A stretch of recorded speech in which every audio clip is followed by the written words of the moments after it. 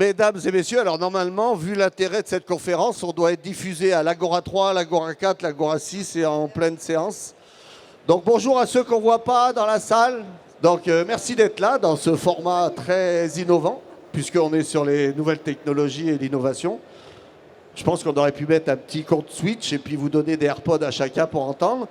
Mais bon, toi là-bas, le grand musclé, tu m'entends? Très bien, ok. Donc je me présente. Oula. Je suis Bruno Renard, je travaille au CEA Grenoble, je suis patron de la responsabilité sociétale de l'entreprise. Mais là aujourd'hui, je vais faire l'animateur en tant que vice-président de Mobilis, dont vous avez le président aujourd'hui, qui est une association sur l'Isère qui regroupe tous les acteurs de la mobilité et de l'innovation et qui avait démarré il y a 20 ans déjà en pensant que l'électrique était quelque chose d'essentiel dans l'évolution de l'automobile. Donc nous avons des énergéticiens, EDF, Engie, enfin tout ça. Nous avons des constructeurs automobiles dans cette association, mais nous avons aussi des médias et nous avons des partenaires.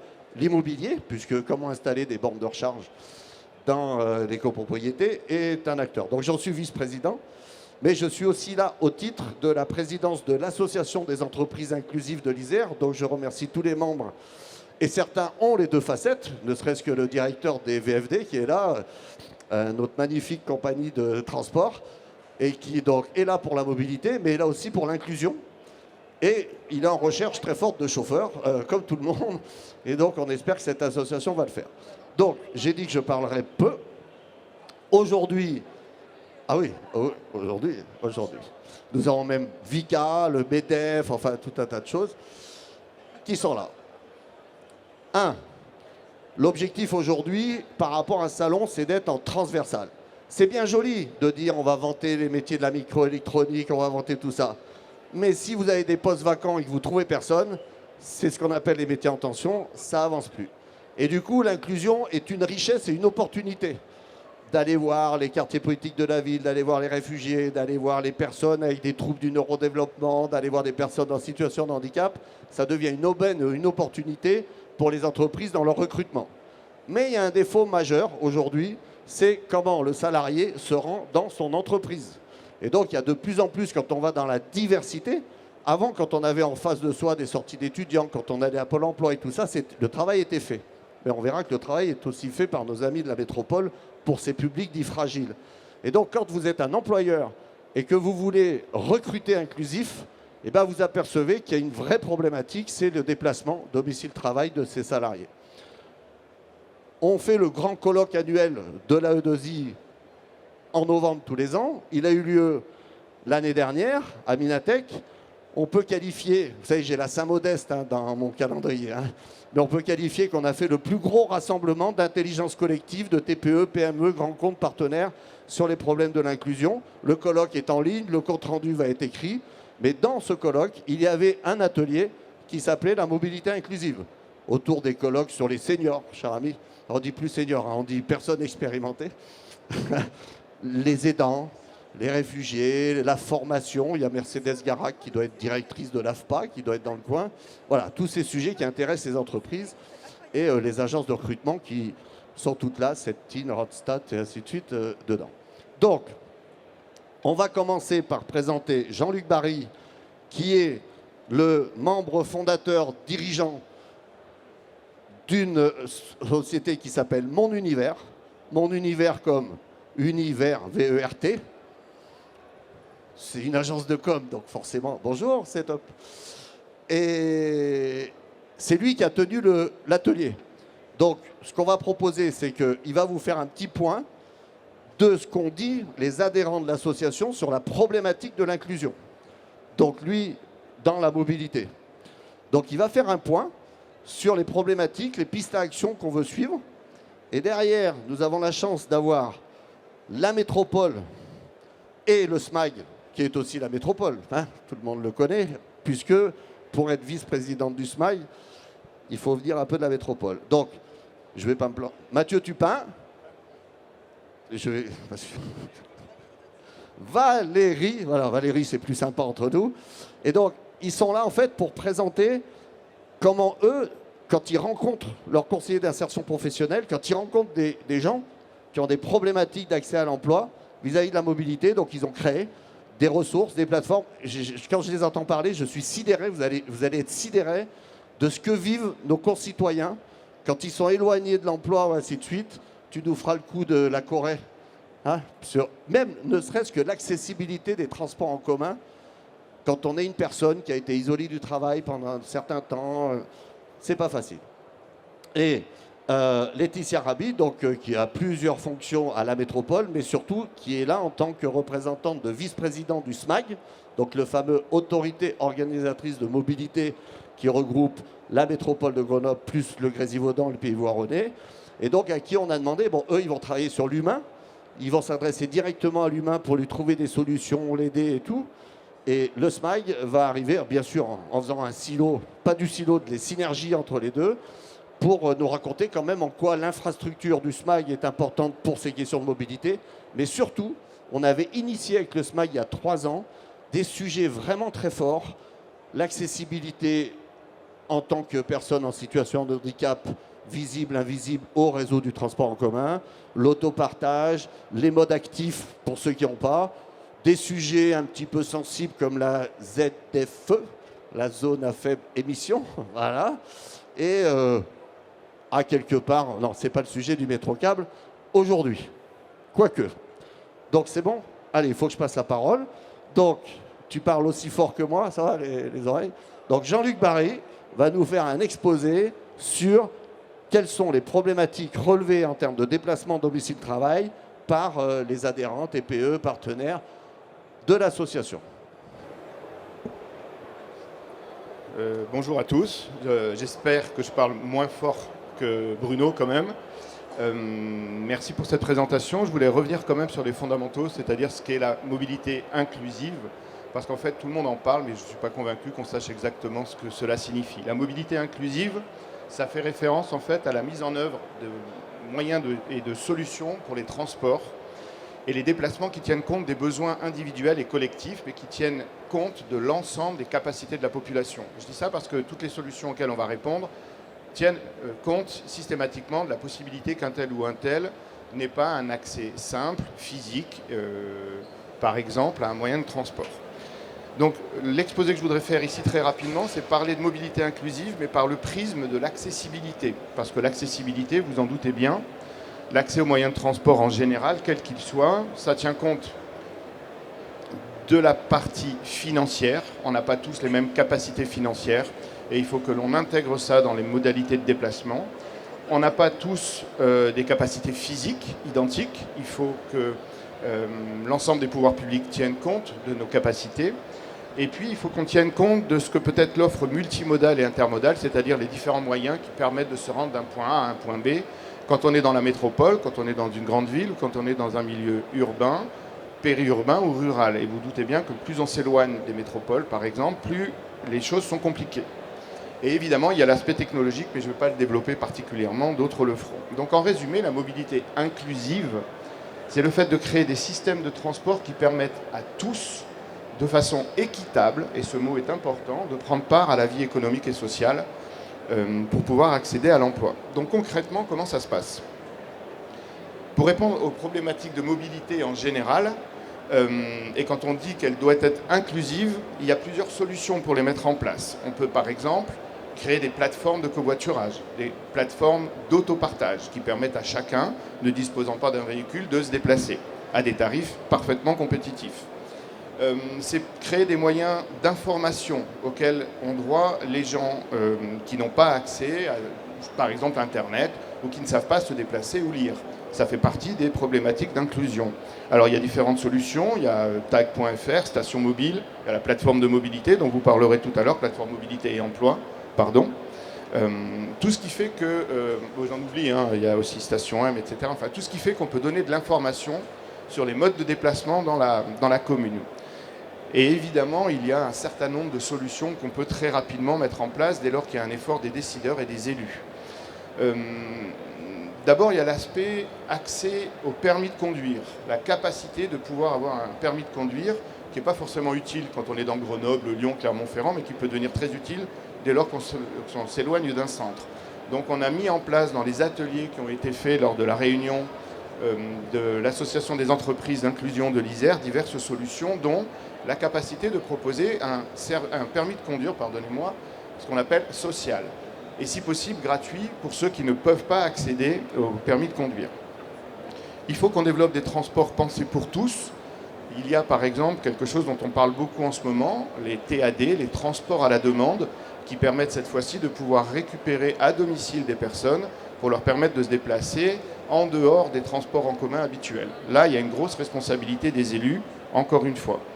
Il faut évidemment penser l'organisation du travail. L'organisation du travail, c'est de permettre à certains de pouvoir télétravailler, évidemment, ou de travailler à proximité de leur domicile, c'est-à-dire le proxy-travail. On ne va pas sur le lieu de travail, mais on a des outils, des bâtiments qui nous permettent de faire le même boulot à proximité.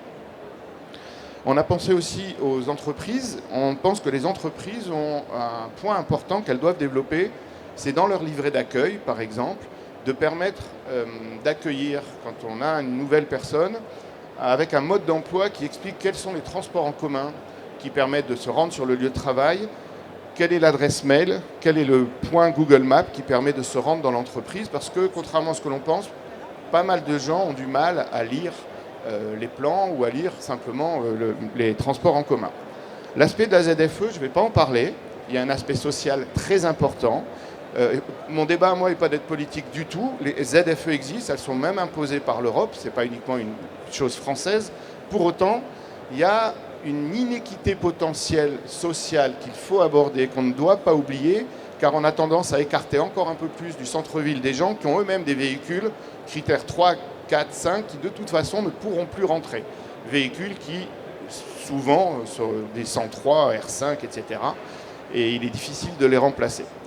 Je vais finir ma petite présentation rapide, parce qu'il y a beaucoup de gens que ça passe très vite.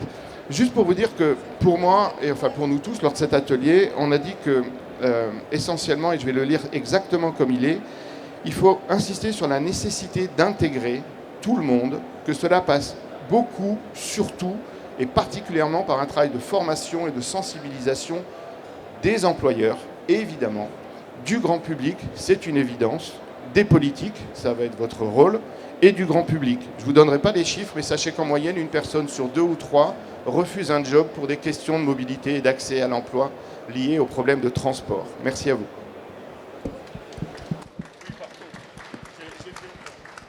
Attends, pour une fois que je fais le pass avec bon, j'en profite un peu.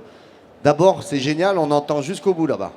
Et donc, merci de cette écoute. Donc, je résume juste, les employeurs, quels qu'ils soient, collectivités, entreprises, TPE, sont très préoccupés par ce problème de trajet domicile-travail. On a commencé à travailler sur la mobilité durable à une époque, mais maintenant c'est la mobilité responsable et durable sur tous les sujets. Et là, c'est la première fois que je ne coupais pas la parole à la métropole dans une conférence, tellement ils m'avaient subjugué par ce qu'ils sont capables de faire, mais surtout la prise de conscience des publics fragiles face au déplacement. Donc j'invite, sous les applaudissements de tambour battant, la métropole, direction de l'insertion, qui vont nous raconter un petit peu leurs tâches quotidiennes vis-à-vis des gens concernés par ces problématiques de transport. C'est bien, c'est que j'ai pas du tout la pression. Bonjour à toutes et tous, donc je suis Mathieu Tupin, je suis directeur en charge des questions d'économie d'emploi. On va intervenir à deux voix avec Valérie. L'objectif, c'est de vous faire comprendre, et c'est pas évident, sujet de la mobilité inclusive, que toutes les compétences qu'on mobilise au quotidien, ne serait-ce que le fait de venir aujourd'hui, vous êtes venu très facilement à ce forum, soit en tram, soit en vélo, soit à pied, soit en voiture. Vous n'avez pas posé la question quand vous êtes arrivé ici, parce que la mobilité, c'est aussi la mobilité du quotidien. Vous avez trouvé très facilement l'Agora 1.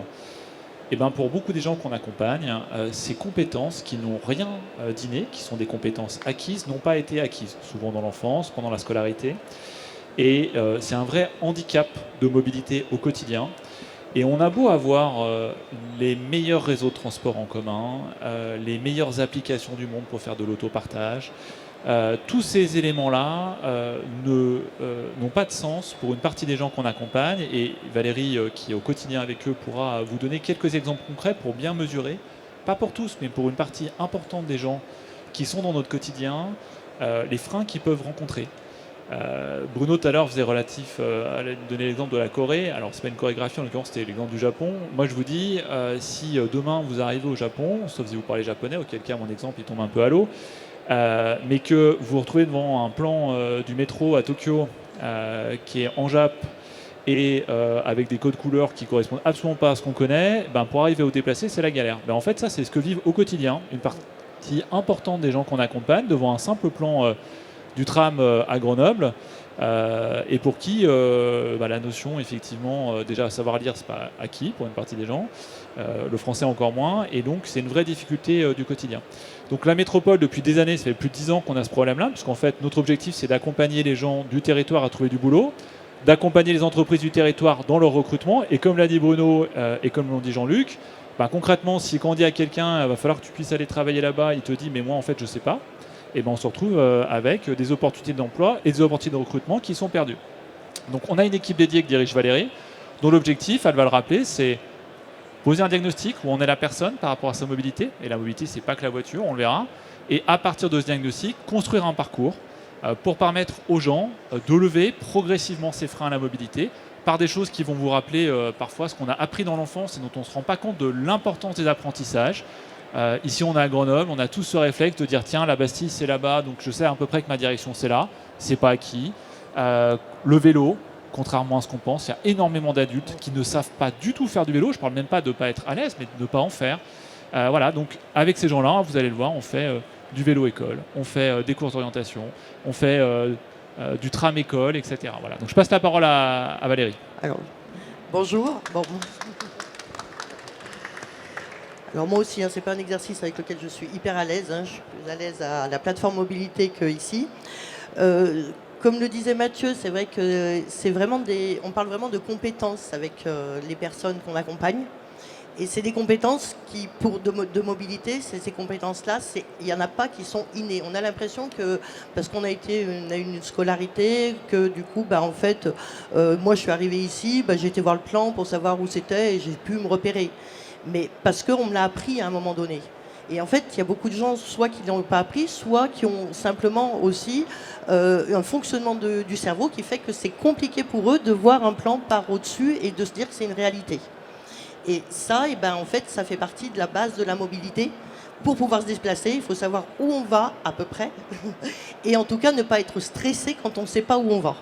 Et quand on est complètement perdu, c'est vraiment un très grand stress. À la plateforme, donc nous on accompagne toutes les personnes qui sont en insertion sociale et professionnelle de Grenoble et de la métropole, sur prescription. Donc les personnes seront prescrites à un moment donné, elles vont être accompagnées par Pôle emploi, un travailleur social ou quelqu'un qui va avoir repéré que cette personne elle a du mal à se déplacer, qu'on lui a trouvé un travail mais qu'en fait elle a dit j'ai pas pu y aller, je suis arrivée en retard. Voilà, ou beaucoup aussi des services à la personne. Là, il faut trouver beaucoup des adresses. Et c'est pareil, les adresses, c'est vraiment très... c'est par pays, quoi. En France, c'est un côté droit pair, un côté impair, mais ça se fait en France, mais pas dans tous les pays. Donc si vous n'avez pas aussi ces codes, aller trouver une adresse dans un grand boulevard, c'est pas simple. Aujourd'hui, on a plus de 900 prescripteurs sur la plateforme qui orientent, donc des professionnels qui vont orienter sur le service. En 2023, pour vous donner un petit aperçu, on a accompagné 430 personnes avec une majorité de femmes, 60% à peu près de femmes. Donc c'est vrai que les femmes ont parfois plus de difficultés pour développer leur mobilité, parce que souvent elles sont restées souvent dans un quartier pendant très longtemps, et quand à un moment donné elles se disent tiens maintenant ça serait intéressant que j'aille voir au-delà, ça devient plus compliqué. Et 40% à peu près de public qui a un niveau d'études en collège et en dessous. Donc ça veut dire qu'il y en a quand même 60% qui ont fait des études et pourtant qui sont en difficulté. Et enfin dans les chiffres, on a 60% d'un public étranger. Donc ça veut dire aussi 40% d'un public français qui est en difficulté au niveau de la mobilité. Le fonctionnement qu'on va avoir à la plateforme, ça va être déjà de faire un peu une photographie des compétences que va avoir la personne. Donc nous on appelle ça un bilan mobilité. Et ça va être un entretien d'1 heure avec un professionnel pour essayer de voir voilà, quelles sont les compétences qu'a la personne et sur quoi nous on va pouvoir l'aider. Parce que tout à l'heure, j'entendais aussi, c'était très bien le permis, enfin qu'on essaye de mettre un permis pas cher ou même un permis gratuit. Mais un permis, c'est aussi des compétences. Et celles-là ne s'achètent pas. Il faut vraiment les acquérir, il faut les apprendre. Et nous, on le sait, on le voit bien à la plateforme. Il y a des personnes pour qui le permis de conduire ne sera pas accessible de suite, même si c'était un permis gratuit. Ça n'est pas une question financière tout le temps. On a des personnes qui arrivent à la plateforme et qui ont déjà en auto-école plus de 80 heures de conduite, qui n'ont pas le permis. Pour nous, ça, c'est du classique. Le record étant à 360 heures de conduite et sans permis. Donc voilà, donc on va commencer par faire ça, par faire un bilan mobilité, une photographie, et après, on va essayer d'accompagner la personne pour développer les compétences qui vont lui manquer. Donc, comme le disait Mathieu, on va pouvoir travailler sur les repères dans l'espace, apprendre à lire un plan, découvrir que la Terre n'est pas plate. On a 40% des personnes qui pensent que la Terre est plate, mais pas par conviction, simplement parce que quand on regarde droit, c'est plat. Donc voilà, donc on essaye aussi d'utiliser ce qui existe autour pour leur faire comprendre tout ça. Et puis après, on va faire du vélo école pour ceux qui ne peuvent pas faire qui n'ont jamais appris à faire du vélo ou qui en ont fait mais depuis longtemps et qui ne sont pas à l'aise. On va faire des cours de code parce que le code de la route, c'est pas seulement pour obtenir le permis, ça permet aussi d'apprendre le partage de la route, d'apprendre que ça soit en vélo, que ça soit en trottinette. En fait, on utilise le code de la route. Ça permet aussi de développer la langue. Donc d'apprendre des mots, de travailler le français, etc. Donc c'est un support qui est vraiment très intéressant. On va travailler même le stress, parce que c'est ce que je vous disais tout à l'heure, quand on est perdu, et ça met en grand stress. Donc on a des stages de gestion du stress. Et l'intérêt, c'est aussi d'arriver à trouver une mobilité qui soit aussi pas forcément le permis à tout prix, mais aussi d'autres choses, parce qu'il y a un coût. Que le permis c'est cher, qu'une voiture c'est cher, et que du coup il y a aujourd'hui d'autres formes de mobilité, mais pour ça il faut les connaître et il faut pouvoir les essayer. Donc c'est là que nous on va essayer de mettre en place et de faire découvrir à tout le monde et à toutes les personnes, essayer une trottinette DOT, essayer un vélo électrique pour après pouvoir facilement les utiliser. Voilà. Alors très cher, je vais faire quelque chose que tout le monde sait que je sais faire, la cloche. Bon, donc je fais la cloche. Tu peux rigoler quand même, c'est sympa, non? Bon. Merci beaucoup. Alors, ils sont très frustrés parce qu'ils pourraient en parler pendant 3 heures. Mais donc, on a attaqué l'humain, d'accord?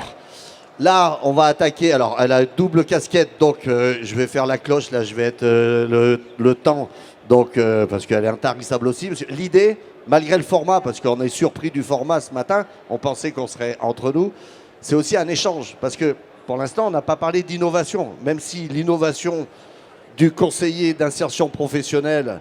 Pour aller là-dessus, je glisse juste, avant de vous passer la parole, très cher, à quoi sert l'association des entreprises inclusives là-dedans, à part faire remonter les problématiques et trouver des solutions? C'est partager et mutualiser les bonnes pratiques de tous. Vous avez des RH, RSE, mobilité, énergéticiens et tout. C'est fondamental. Et là, ce que j'ai vu, parce que nous, on est sur tout le territoire, c'est qu'il y a plein de conseillers d'insertion professionnelle. Ils peuvent être à France Travail, ils peuvent être à la métropole, ils peuvent être à la caisse d'allocation familiale, ils peuvent être dans toutes ces structures qui sont en contact.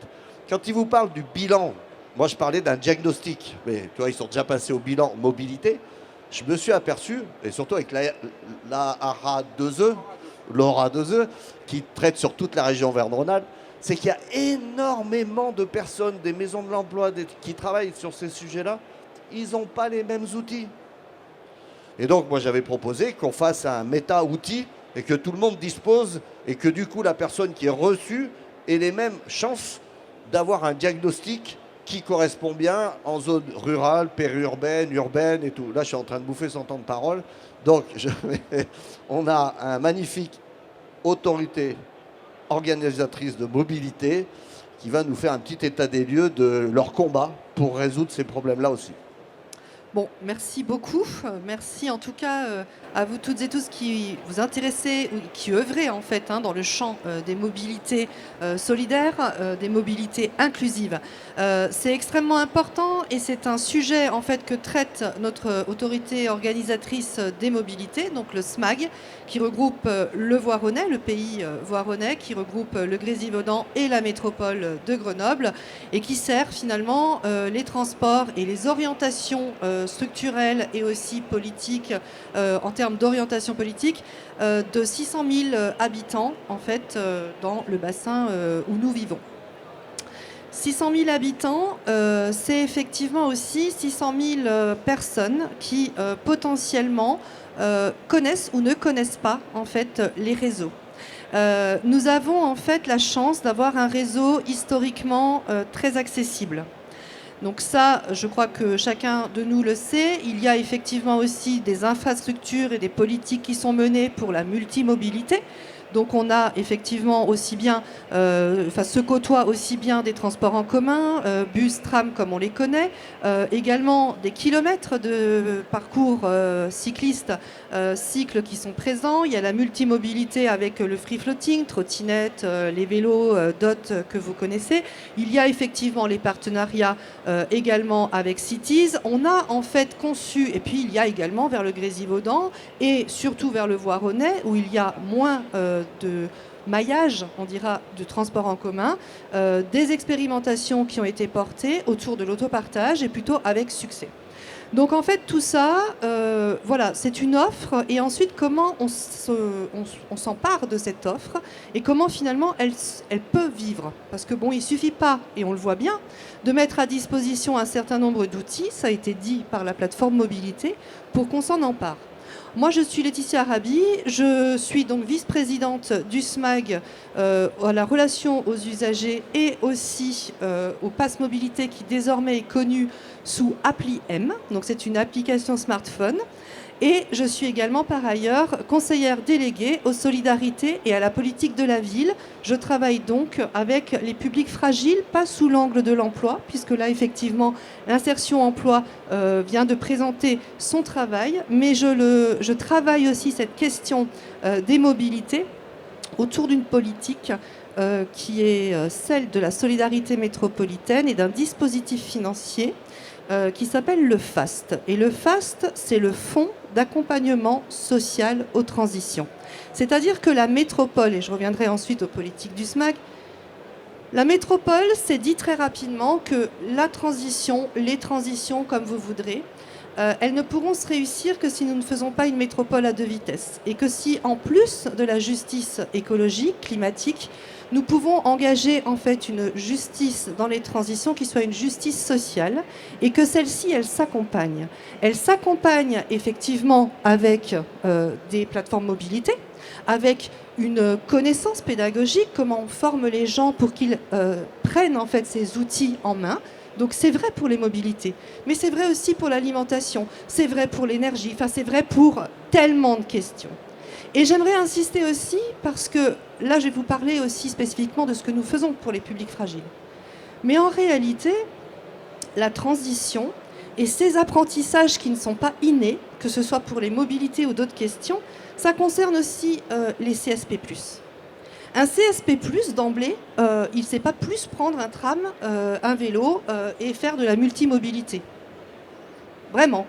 D'ailleurs, la preuve, c'est que nous avons une partie des personnes qui sont dans nos transports en commun qui sont captifs parce qu'en fait, ils n'ont pas forcément effectivement une voiture, pas forcément les moyens d'en acheter, ou qui effectivement n'ont pas forcément en fait, voilà, d'autres possibilités que nos transports. Là où nous réussirons réellement un réseau solidaire et une véritable en fait innovation sociale, c'est lorsque tout le monde prendra les transports.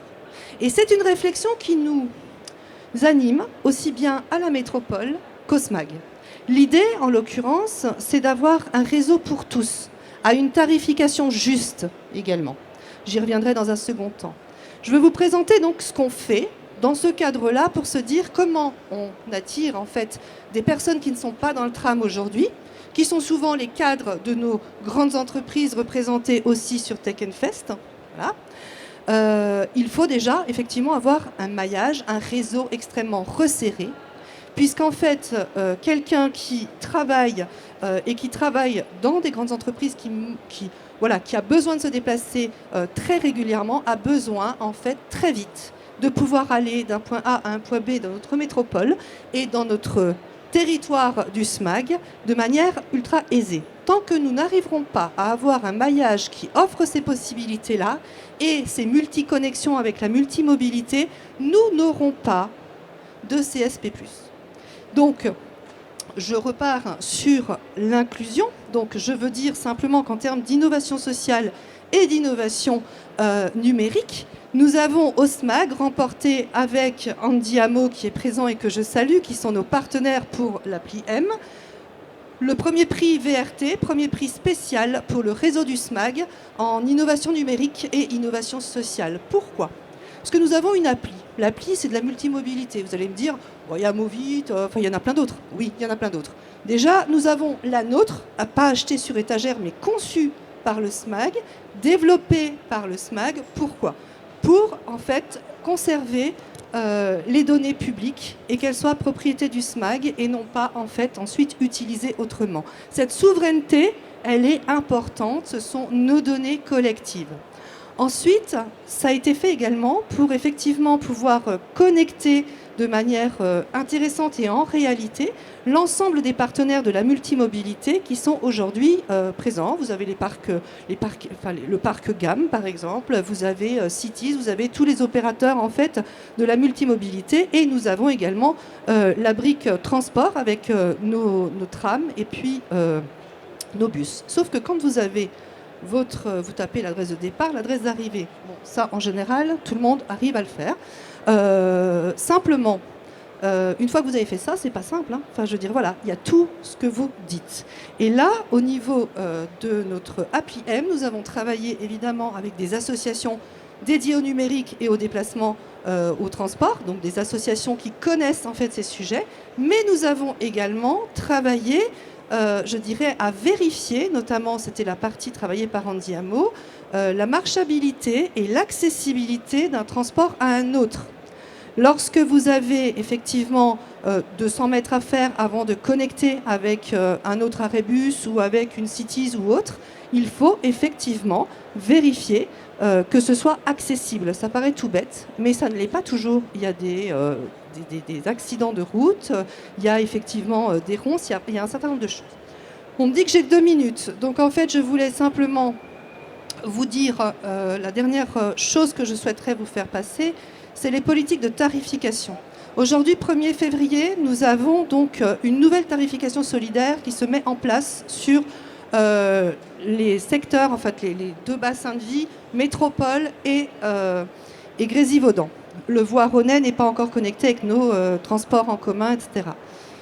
La tarification solidaire, elle repose aussi sur un diagnostic social de territoire qui a été travaillé dès le début de ce mandat par les solidarités métropolitaines et qui nous dit que nous avons en fait 60 000 foyers qui vivent sous le seuil de pauvreté dans notre agglomération, juste la gamme, Grenoble-Alpes-Métropole. Sur le territoire du SMAG, c'est plus de 130 000 foyers. Ce qui veut donc dire qu'effectivement, nous avons à travailler une solidarité renforcée. Aujourd'hui, se met en place une tarification renforcée, puisque nous servons aujourd'hui des tarifications solidaires pour toutes les personnes qui vivent en dessous du seuil de pauvreté, ce qui n'était pas le cas auparavant. Ça, c'est la première chose.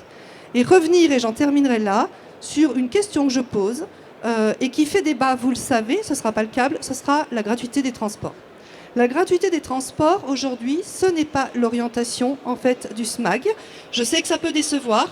Je pose simplement ces réflexions, puisque celle du SMAG, c'est d'avoir une tarification solidaire à tous les âges de la vie et en toutes circonstances, qui soit vraiment le reflet de ce que les personnes gagnent et qu'on puisse tous ensemble faire réseau avec nos associations de proximité et de solidarité aussi, qui travaillent à nos côtés pour aménager et faire comprendre le réseau, et également avec des tarifications qui soient les les plus justes possibles. Et la justesse aujourd'hui, c'est quand on gagne 7-8 000 euros, c'est pas forcément d'avoir la gratuité.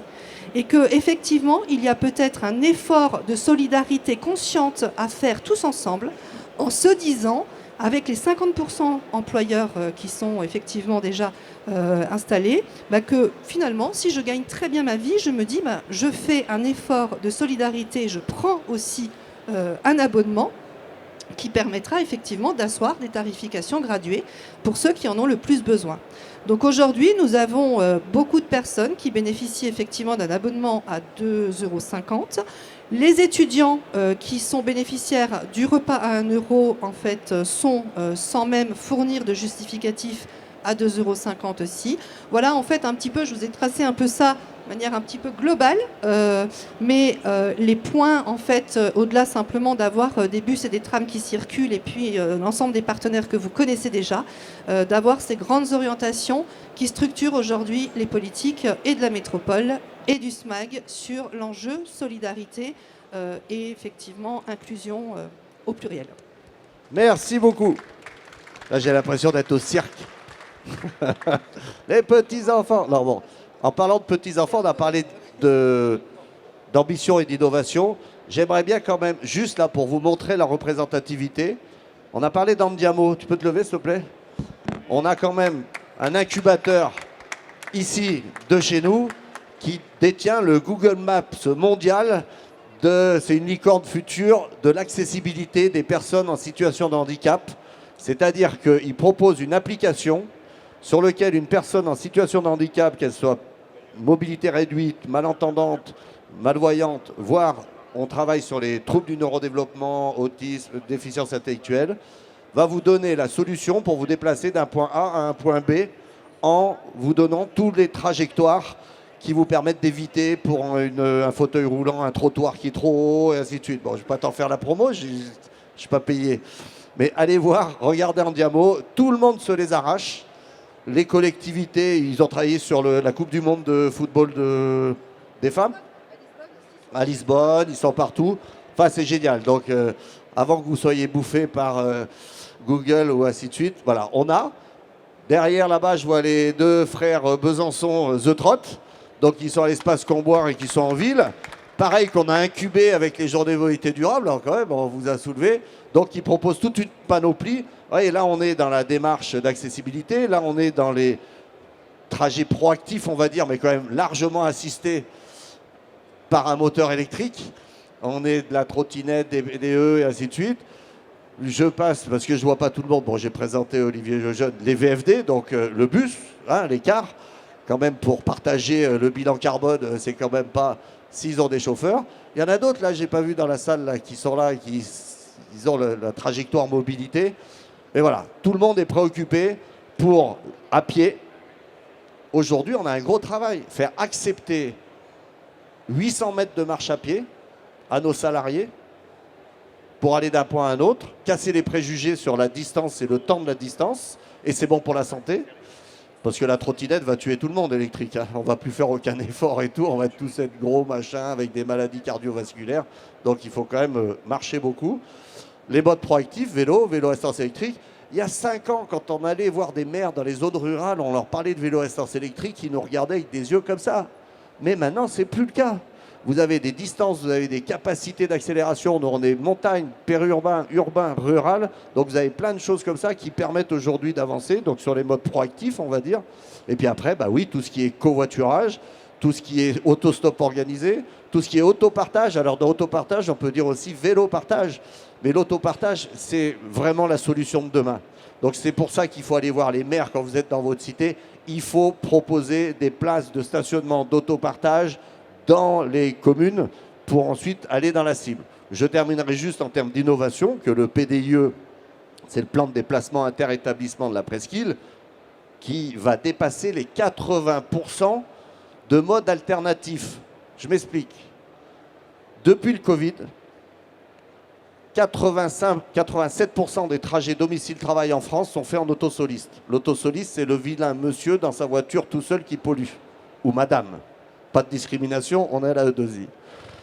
Ceci étant, il y en a qui ont le droit de rouler. Donc l'idée, c'est pas de parler de tout ça, c'est de dire essayons de remplir le plus possible les voitures qui doivent rouler.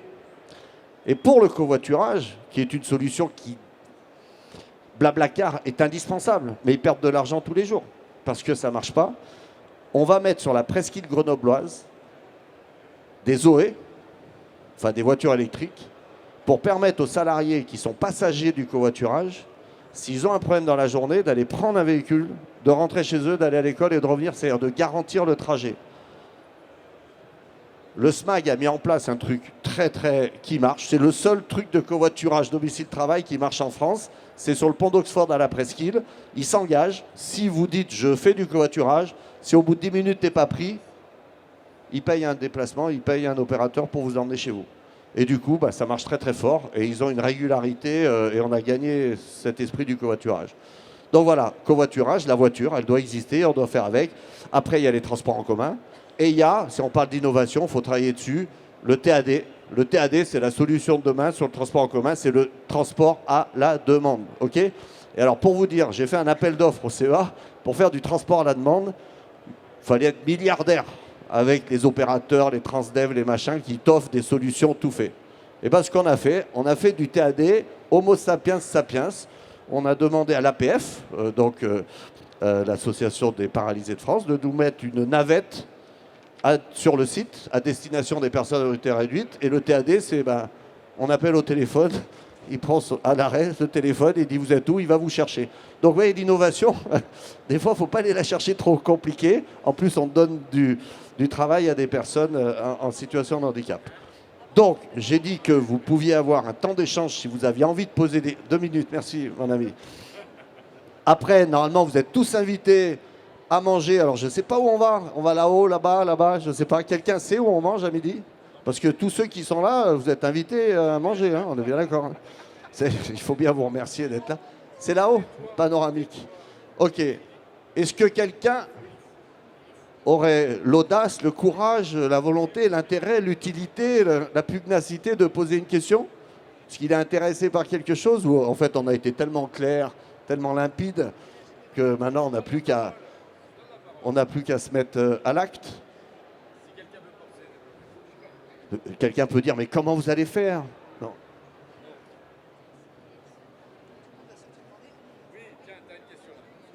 Ah, tiens, Merci pour ces explications de ce que vous faites chacun dans votre domaine. Moi, j'ai une question qui n'est pas tout à fait liée à l'inclusivité au sens inclusivité des populations vulnérables et fragiles, mais quand même par rapport à la mobilité des enfants. Parce qu'en fait, ça a un impact assez fort sur la mobilité des parents, qui du coup les obligent parfois à prendre la voiture, même s'ils auraient pu le faire eux en vélo ou par d'autres moyens. Est-ce qu'il y a des choses auxquelles on réfléchit au niveau du SMAG, au niveau de la métro, ou au niveau des startups qui pourraient proposer du covoiturage pour parents, pour des activités de loisirs des enfants? Alors, je ne parle pas du domicile-école, qui est aussi un vrai sujet, mais voilà. Oui, merci pour cette question. Alors en fait, je ne sais pas si vous le savez, depuis janvier dernier, il y a une gratuité, alors je parle pour les enfants, en fonction en fait du nombre d'enfants et de la situation financière parentale, c'est une vraie avancée aussi pour les mobilités. Donc il y a des gratuités jusqu'à 11 ans, gratuité pleine, les mercredis, samedis et dimanches. Bon. Ensuite, au-delà de ça, effectivement, il y a, je dirais aujourd'hui, des organisations qui se font surtout entre parents pour les activités diverses et variées, puisque en fait, de manière globale, les transports domicile-école, lorsqu'ils ont lieu, sont pris en charge en général et il y a toujours une solution, que ce soit effectivement sur le réseau Tougo ou sur le réseau MTAG. Donc là, on est quand même avec en plus des tarifications qui sont aussi aux revenus par rapport aux revenus des parents, évidemment, et qui sont totalement accessibles. Après, sur les situations, alors surtout dans l'urbain, où il y a encore un manque de maillage, un manque de densité d'offres, et ça existe, Vous avez quand même beaucoup de communes qui sont des fois à proximité des grandes villes, Grenoble, Saint-Martin-d'Air et Chirol, qui ne sont pas desservies ou moins bien desservies, et où là, effectivement, vous avez des lignes flexo. Les lignes flexo, aujourd'hui, nous sommes dans un regard de projeter le réseau. Donc, c'est un travail qui se fait avec la URG, avec le SMAG et avec MTAG, où on projette un réseau, en fait, comment on maille davantage et comment, dans le périurbain, il y a plus d'allers-retours. Alors, à ce stade, il n'y a pas de réflexion, je réponds à votre question tout de suite, pas de réflexion sur le covoiturage ou ces organisations-là. Spécifique aux enfants. Par contre, ça n'empêche absolument pas, effectivement, d'organiser, de prendre en main en fait cette possibilité d'autopartage où le siège en fait passager est payé en fait par le SMAG, notamment lorsque par exemple la personne ne se présente pas. Donc il y a quand même beaucoup de bénéfices pour les transporteurs, ceux qui prêtent leur voiture, ceux qui sont d'accord, et aussi pour les passagers. Et là, c'est plus une organisation à faire, je dirais, en interne. Ça ne vous empêche pas de trouver le SMAG, de venir nous trouver pour qu'on puisse effectivement aider à cela. Mais il n'y a pas de choses spécifiques là-dessus. Oui, et puis si je peux juste rajouter un point, mais qui n'est pas politique, d'un point de vue des déplacements qui tiennent compte des enfants à charge, etc. Il y a aussi une possibilité qui tient compte de la capacité des employeurs à modifier l'organisation du travail. Donc de décaler les horaires de travail le matin ou le soir pour permettre effectivement, et à tour de rôle, dans un établissement, qu'un tel ou un tel puisse accompagner ou récupérer ses enfants. Ça peut donner lieu aussi à des places de covoiturage spécifiques aménagées dans l'entreprise, etc. Tout n'est pas que politique. Il y a une responsabilité des employeurs aussi. Je pense qu'en 2024, on devrait y arriver assez facilement. Bruno, tu as 2 minutes. Non. J'ai découvert quelque chose depuis que je laisse un peu ma moto et que je roule en trottinette. Et je fais des trajets sur des autoroutes à vélo, sur des pistes cyclables. J'ai vu une évolution en 2 ans des vélos qui sont sur les pistes cyclables. Bon, il y a les vélos jaunes, hein, métro vélo, ils sont partout. Mais il y a des vendeurs de vélos là. Mais, des vélos de folie là. Ils transportent 3-4 gosses à la fois, ils ont des trucs, ils ont des cabines. Et toi, tu fais du vélo. Mais c'est dingue, hein. Mais il n'y en a pas qui se ressemblent. Je ne sais pas s'ils les fabriquent eux-mêmes ou si c'est la grande distribution. Mais c'est vrai que donc, alors il y a les trains de marche à pied. Souvent, on essaye de mettre en sorte des gens qui vont aller à l'école ensemble avec des bus marche à pied, je crois. Donc ça, c'est ça. Après, il y a les vélos ou les salariés de transport. Après, on pourrait évoquer les problèmes de crèche, de où on garde les enfants. Mais voilà, tu m'as dit 2 minutes, c'est moins. Oui, parce qu'il y a une autre question. C'est essentiel. Ouais, je donne un exemple que je n'avais pas donné, parce qu'on a des pistes. Il y a une autre question. Oui, on a des pistes. Typiquement, pour les personnes qui ont des difficultés à se rendre au travail par rapport à tout un tas de préoccupations, dans les entreprises, on va inventer le parrainage du premier trajet. C'est-à-dire on va demander à des parrains dans l'entreprise d'aider le salarié nouveau. C'est simple, c'est efficace, c'est pragmatique. Voilà. Et donc nous, ce qu'on recherche là aujourd'hui et demain, c'est de trouver toutes les pistes d'action d'amélioration, qu'elles soient dépendantes totalement de l'entreprise ou qu'on fasse du lobbying sur les opérateurs pour qu'on ait... Alors toi ça va. Mais la SNCF, il y a quelqu'un là, des TER à l'heure, des choses comme ça, qu'il faut qu'ils soient en retard. OK. Question. Oui, merci beaucoup. Merci pour toutes ces présentations, c'était très intéressant. Je voulais savoir, vous parliez d'ateliers d'idéation, je crois, au début. De quelle manière sont intégrés les usagers dans les réflexions d'innovation sur ces sujets, notamment de multimodalité? Et vous parliez notamment de plus intégrer les CSP+, dans ces réflexions et qu'ils arrêtent finalement d'utiliser leur propre confort avec leur propre voiture. Voilà, comment sont intégrées ces populations à ces réflexions? Alors, juste par rapport à cette idéation, au départ, quand on est des entreprises TPE, PME, TI, ainsi de suite, en fait, on prend les choses de haut, pas en hauteur la RSE, la responsabilité sociétale de l'entreprise. Et du coup, on voit les choses différemment. Au début, le covoiturage, on disait, fais du covoiturage, ça coûte cher, c'est ci, c'est ça. Maintenant, on va parler santé publique, pollution de l'air, et ça préoccupe plus les familles. Pour votre réponse directe, c'est ce que les jeunes autour de moi appellent le bottom-up. Vous avez le top-down, ça c'est ce que font, et le bottom-up, c'est l'implication du salarié, de l'usager dans les prises de décision.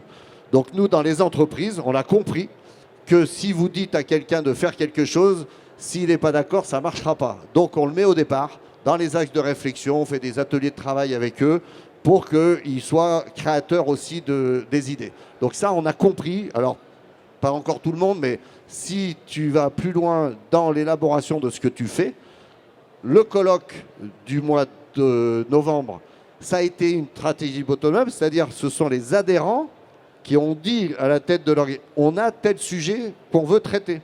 Et c'est comme ça que ça marche. Donc ce que je conseille à tout le monde, c'est effectivement de mettre l'usager au cœur de ces problématiques et que lui va nous dire, et on va y répondre avec... Je vais dire un mot là-dessus sur la deuxième partie de votre question. Merci de m'avoir donné la parole, cher Bruno.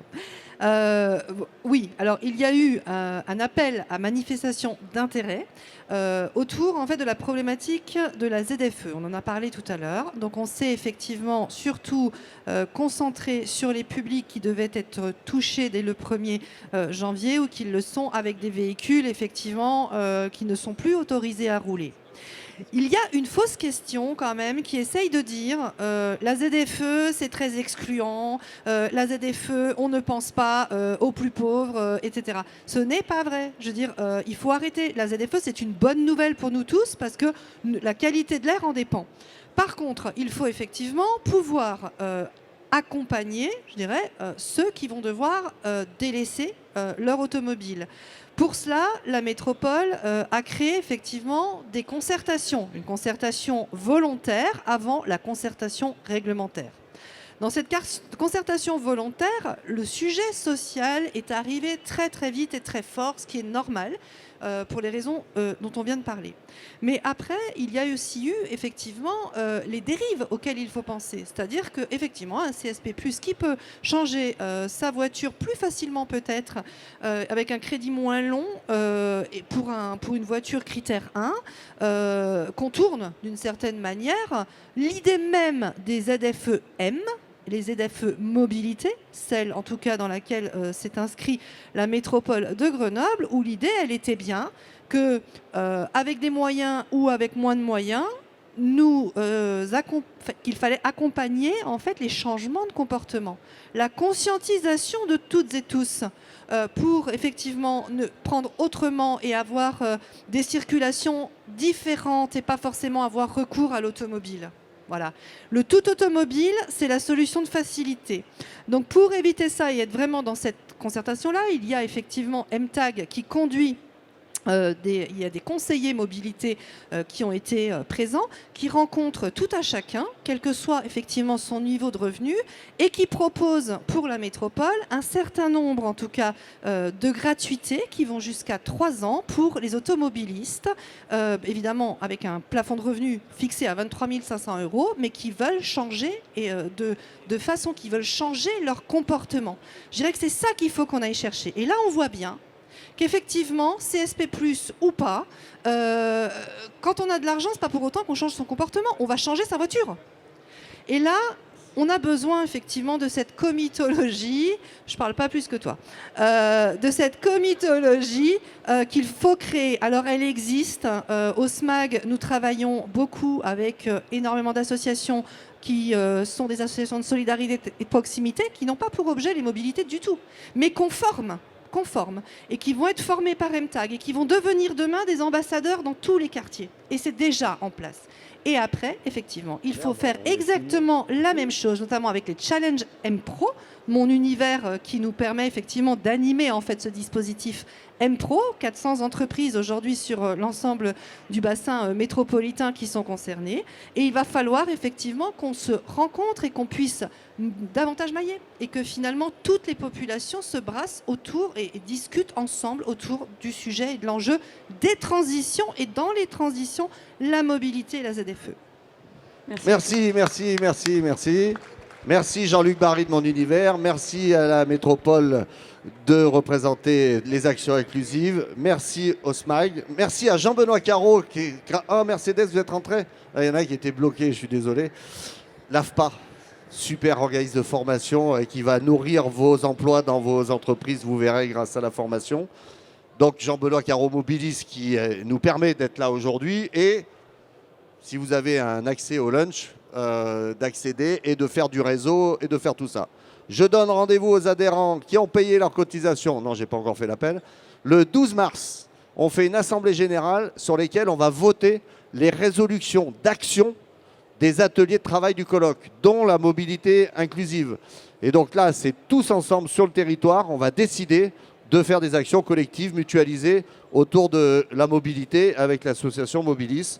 Et après, on sollicitera, on fera du lobbying auprès de nos autorités pour nous aider à répondre à nos problématiques. Donc rendez-vous bientôt. Et pour l'instant, venez tous manger, ceux qui auront un billet. Merci beaucoup. Merci.